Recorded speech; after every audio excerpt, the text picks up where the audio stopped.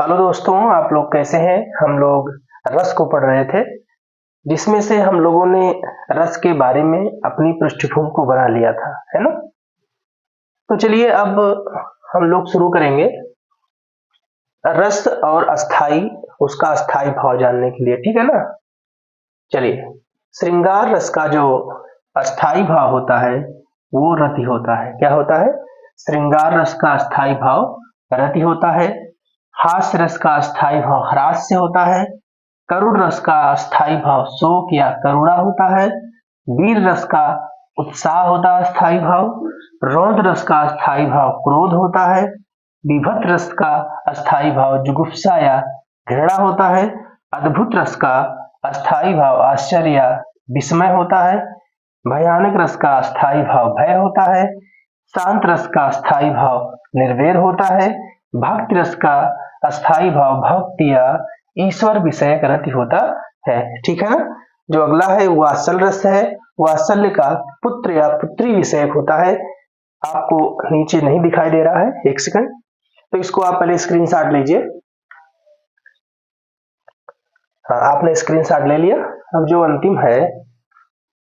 अंतिम है उसका नाम है वात्सल्य रस।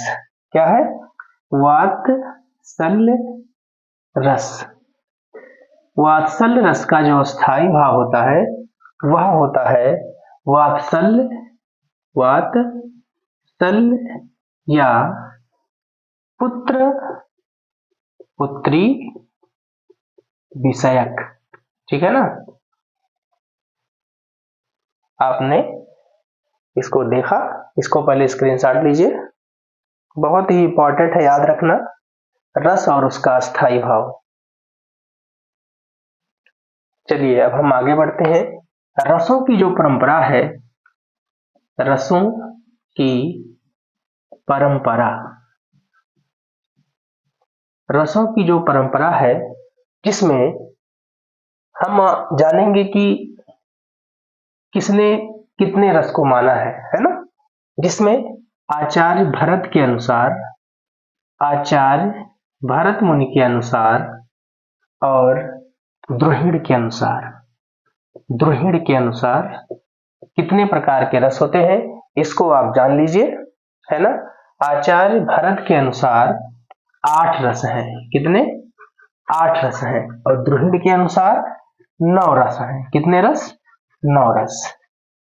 बात क्या हुआ, इन्होंने जो है शांत रस को नहीं माना है, शांत रस को रस नहीं माना है, रस नहीं माना है। और द्रुहिड़ जी ने क्या किया है? शांत रस को माना है, शांत रस को माना है, ठीक है ना, माना है। तो अब आप जानेंगे इसको कि आचार्य भरत के अनुसार 8 रस होते हैं और द्रुहिड़ के अनुसार 9 रस होते हैं। बात क्या हुआ, आचार्य भरत जी ने जो 8वां रस है, इन्होंने 8 रस को माना है। जो 9वां रस शांत रस है, इन्होंने शांत रस को नहीं माना कि ये रस है। और द्रुहिड़ के अनुसार 9 रस है। इन्होंने क्या किया है? इन्होंने शांत रस को माना है, ठीक है ना। इन्होंने कहा कि शांत रस भी होता है। अब हम पहले रस की व्याख्या को आपके सामने प्रस्तुत कर रहे हैं। आप लोग पूरी तरह से एक्टिवेट होकर के आप सीखिए रस के बारे में। पहला रस जो है वो है श्रृंगार रस। क्या है? श्रृंगार रस, है ना। आप लोगों ने अपनी छोटी कक्षाओं में पढ़ा होगा रस के बारे में, जिसमें श्रृंगार रस के बारे में आप बहुत सारा चीज जानते हैं।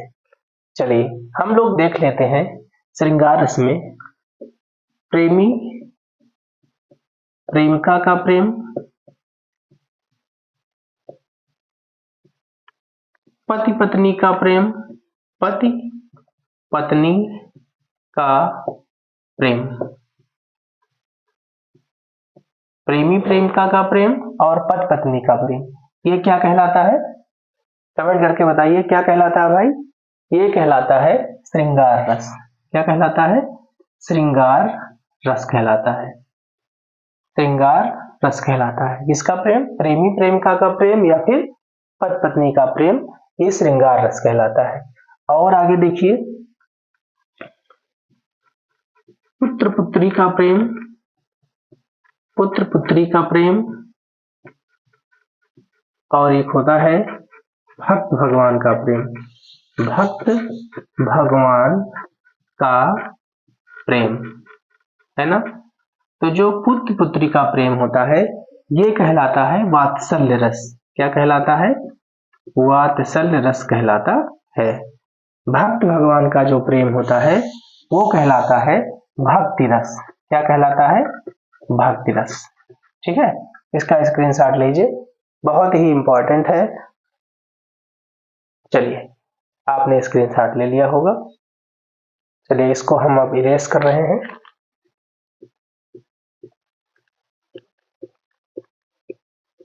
हम लोग अब जानेंगे परिभाषा।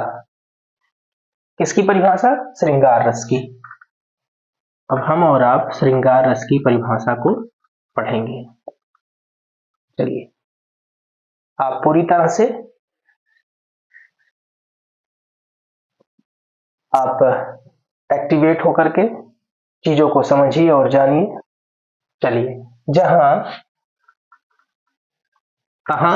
जहां पति पत्नी अथवा प्रेमी प्रेमिका, जहां पति पत्नी अथवा प्रेमी प्रेमिका का आपसी प्रेम वर्णित हो,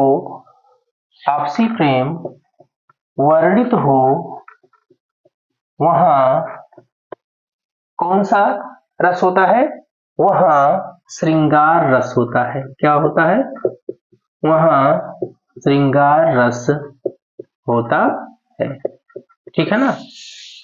जहां पति पत्नी अथवा प्रेमी प्रेमिका का प्रेम वर्णित हो, वहां पर श्रृंगार रस होता है।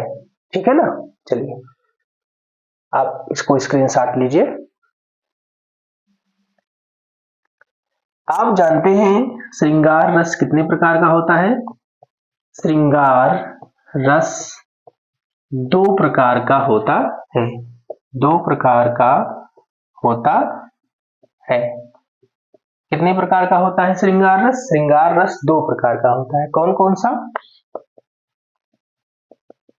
संयोग श्रृंगार,